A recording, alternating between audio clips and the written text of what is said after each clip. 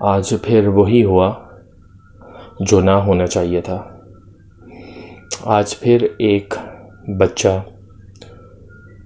Teacher के हाथों इबरत का निशान बना। उस बच्चे का क्या कसूर था? क्या कसूर था उस बच्चे का? बताओ, आप लोग बताओ, क्या कसूर था उस बच्चे का? क्या ये कसूर था कि स्कूल जाके पढ़ना चाह रहा था वो? चलो ठीक है, आपकी बात भी अगर मान ली जाए, आप टीचर हो ना, आपकी बात भी अगर मान ली जाए तो बच्चों से तो गलतियां होती हैं।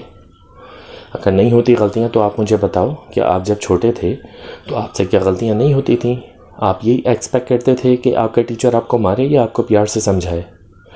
अगर उसने बुरी से बुरी बात किसी फीमेल टीचर को छेड़ भी दिया, सबकी इज्जत अपनी जगह, मैं सिर्फ बच्चे को फोकस कर रहा हूँ, तो काइंडली इस पॉइंट को मत उठाना कि फ़ीमेल की इज़्ज़त नहीं हो रही। भाई, फ़ीमेल की बहुत इज़्ज़त है, लेकिन मैं एक टीचर और एक तालिब इल्म की बात कर रहा हूँ। वो तालिब इल्म जो स्कूल ये समझ कर आता है कि आज मुझे कुछ सीखने को मिलेगा, लेकिन वो टीचर की दर्दनाक सज़ाओं का हकदार बना दिया जाता है। उसकी क्या गलती है? आप लोग मुझे बताओ, क्या गलती है उसकी? क्या यही गलती है कि वो स्कूल आके सीखना चाहता है? मेरे भाई, अगर उसने टीचर को छेड़ भी दिया, अगर मान भी लिया जाए छेड़ भी दिया, तो क्या उसका ये हल था कि उसको मारा जाए? यार, हमने तो यही सुना है बड़ों से, और वो टीचर भी यही बात बताते हैं। क्या बताते हैं?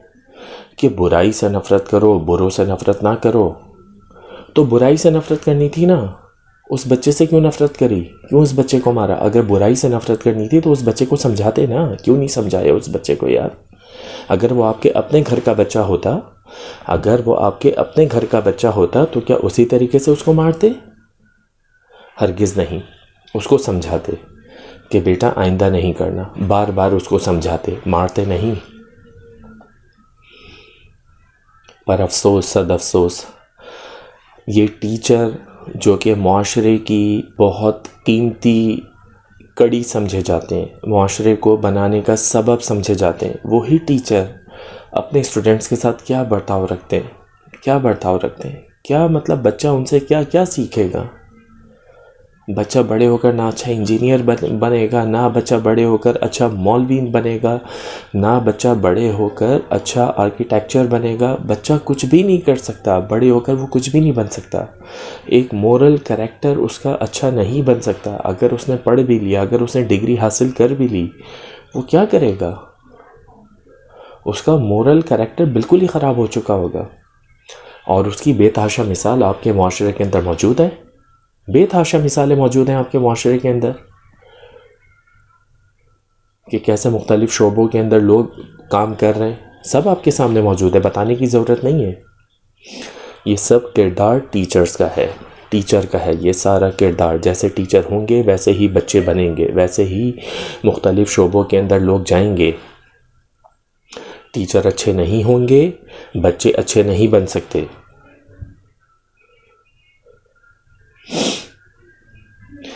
देखो, आप लोगों को ना टीचर्स को रखते हुए, प्राइवेट स्कूल हो, गवर्नमेंट स्कूल हो, गवर्नमेंट स्कूल चलो आपके अपने हाथ में नहीं है, लेकिन प्राइवेट तो आपके अपने हाथ में है ना।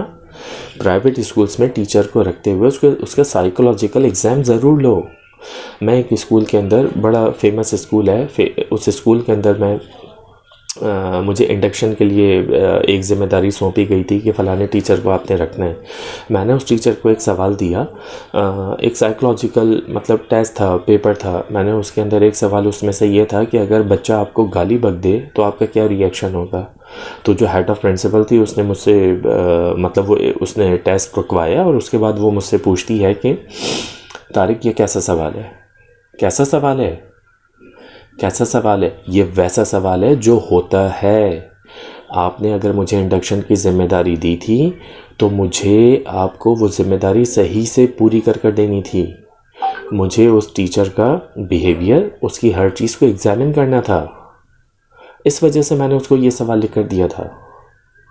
लेकिन अफसोस, आपने वो टेस्ट ना होने दिया। खैर कोई बात नहीं, लेकिन जो हो गया वो हो गया। मेरी प्राइवेट स्कूल्स के ओनर से रिक्वेस्ट है कि टीचर्स को, और हर कोई नहीं, हर कोई नहीं चाहता कि बच्चों को मारा जाए, बच्चों पे तशद्दुद किया जाए। तो मेरी उन तमाम लोगों से रिक्वेस्ट है कि भाई साइकोलॉजिकल एग्ज़ाम ज़रूर लो, टीचर का रखने से पहले उसके साइकोलॉजिकल एग्ज़ाम ज़रूर लो, उसकी एजुकेशन ज़रूर देखो, सिर्फ डिग्री की हद तक ना देखो, उसके अंदर कैपेबिलिटी कितनी है बच्चों को समझाने की, बच्चों से सुनने की, उसके अंदर कैपेबिलिटी कितनी है। अगर क्लास के सबसे नालायक बच्चे को समझ आ गई ये बात, इसका मतलब वो टीचर सबसे बेहतरीन है। पर वो टीचर क्या करता है, वो टीचर क्या करती है, वो सिर्फ उसके घर पे जो बच्चे जा रहे होते हैं, उससे जो ट्यूशन ले रहे होते हैं, जो पर्सनल ट्यूशन ले रहे होते हैं, वो सिर्फ उनको कहती है यस यस यस मैम, समझ आ गया, दैट्स ऑल। जो कमज़ोर बच्चा है उसके ऊपर उसका जहन जाता ही नहीं है, उसके ऊपर उसकी नज़र जाती ही नहीं है। क्यों जाएगी नज़र? वो उसके घर पे ट्यूशन थोड़ी लेने के लिए आ रहा है। बहुत सारे मसाइल हैं प्राइवेट स्कूल्स मैनेजमेंट, आपको बहुत सारे मसाइलों के ऊपर गौर करना पड़ेगा, वरना आपके स्कूल्स कभी अल्लाह ताला के गज़ब की वजह से खाली हो जाएंगे और कभी आपकी इन हरकतों की वजह से खाली हो जाएंगे। आपको कुछ करना पड़ेगा, आपको कुछ करना पड़ेगा। आज मैं बोल रहा हूँ, आप मेरी बात ना समझोगे, कल को आपको ये सारी चीज़ें इम्प्लीमेंट होती हुई नज़र आ रही हैं। आज एक बच्चे को मारा, कल एक बच्चे को मारा, परसों एक बच्चे को मारा। बच्चों की कहाँ मतलब फ्यूचर अच्छा बन रहा है। कितने बच्चों से पूछा जाता है बचपन में, हम अपने माँ बाप, हमारे रिश्तेदार जब हमसे पूछते थे बड़े होकर क्या बनोगे, हम क्या बोलते हैं? Doctor, I want to be a doctor, I want to be a engineer. तो क्या हम बने? आप लोग वीडियो पॉज करके सोचो और कमेंट में लिखकर बताओ कि क्या हम लोग वो बने जो हमने लिखा था। उनमें से सिर्फ 8 या 10% लोग वही बने जो उन्होंने बोला था उस वक्त। भाई प्राइवेट स्कूल्स मैनेजमेंट और गवर्नमेंट का तो मतलब क्या बोला जाए। अगर ये आवाज़ गवर्नमेंट तक, मेरी क्या, मुझसे पहले बहुत सारे लोग भी बोल चुके हैं। एक मैंने थोड़ा सा ये अपना पार्ट देने की कोशिश करी है कि शायद लफ्ज़ों की बात समझ आ जाए, शायद मेरे लफ्ज़ वो बात समझा सकें। बस मैंने एक अपना हिस्सा डाला है। वैसे माशाल्लाह बहुत सारे लोग इस बारे में बात कर चुके हैं, लेकिन बात ही नहीं समझ आती, बात ही नहीं समझ आती। कैसे समझ आएगी, कैसे समझ आएगी? फ़ीस लेने के अड्डे बने हुए हैं वो। भाई जितनी, जो टीचर का जो है ना सॉफ्ट टारगेट, वो स्टूडेंट्स होते हैं, सॉफ्ट टारगेट स्टूडेंट्स हैं। बाहर रक्शे वाले से जो बदतमीज़ी होगी, रक्शे वाले से जो बदतमीज़ी होगी, रक्शे वाले को कोई कुछ नहीं कह सकता, कंडक्टर को कोई कुछ नहीं कह सकता। वो सारा का सारा मलबा गिरेगा एक स्टूडेंट के ऊपर, सारा का सारा लाइट का गुस्सा गिरेगा स्टूडेंट के ऊपर, पानी का गुस्सा गिरेगा स्टूडेंट के ऊपर। आजकल तो गैस भी नहीं आ रही, गैस का गुस्सा गिरेगा वो भी स्टूडेंट के ऊपर। ये सारे गुस्से गिरेंगे स्टूडेंट के ऊपर।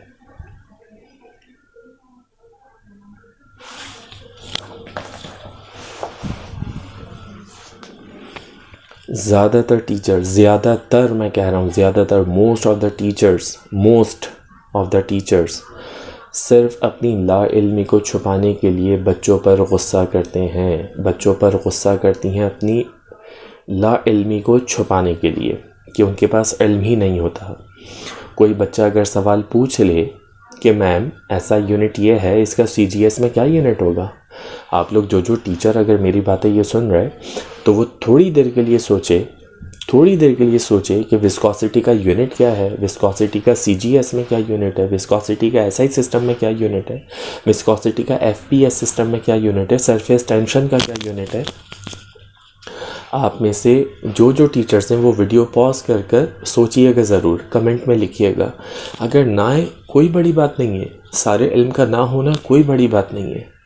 उसको पहले से प्रिपेयर करें, लेक्चर पहले से प्रिपेयर करें, बच्चे को समझाने के लिए पहले से लेक्चर को प्रिपेयर करें। बच्चा हर किस्म के सवाल पूछ सकता है आपसे, आउट ऑफ द बुक भी पूछ सकता है, आउट ऑफ द सिलेबस भी पूछ सकता है।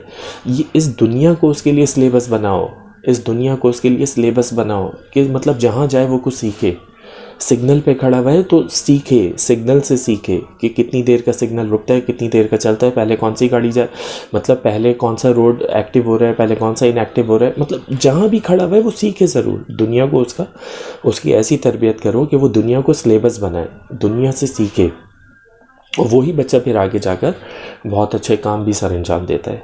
मेरे बहुत सारे मेरे स्टूडेंट्स हैं ऐसे जो आज बहुत अच्छे आला मकाम के ऊपर हैं।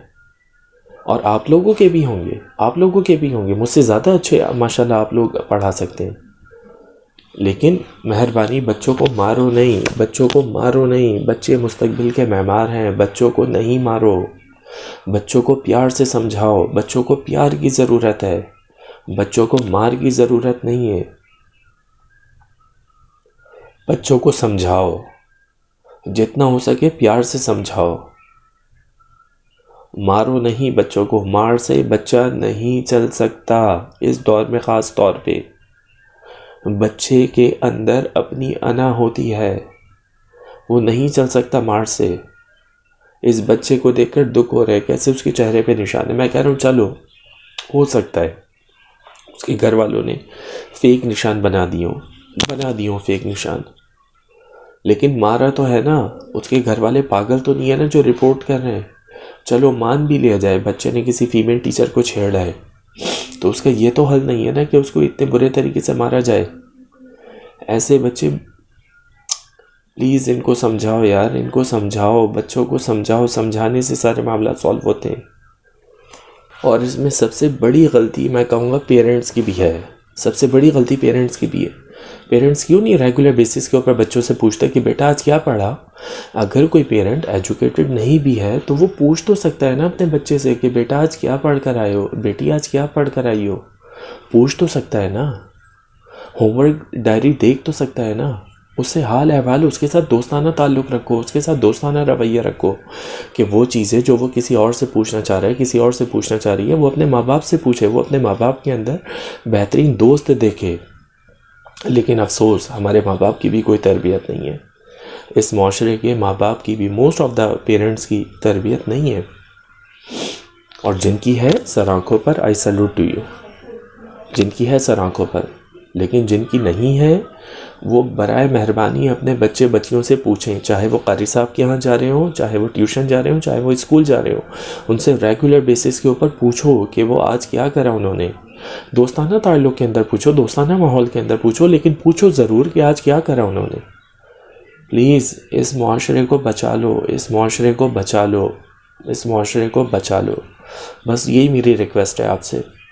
बस मैंने थोड़ा सा एक पार्ट अदा करा है, वैसे भी बहुत सारे लोग समझाते रहते हैं, मैंने एक छोटा सा पार्ट अदा करा है। इस माशरे को बचा लो, प्लीज़ बचा लो। अल्लाह हाफ़िज़।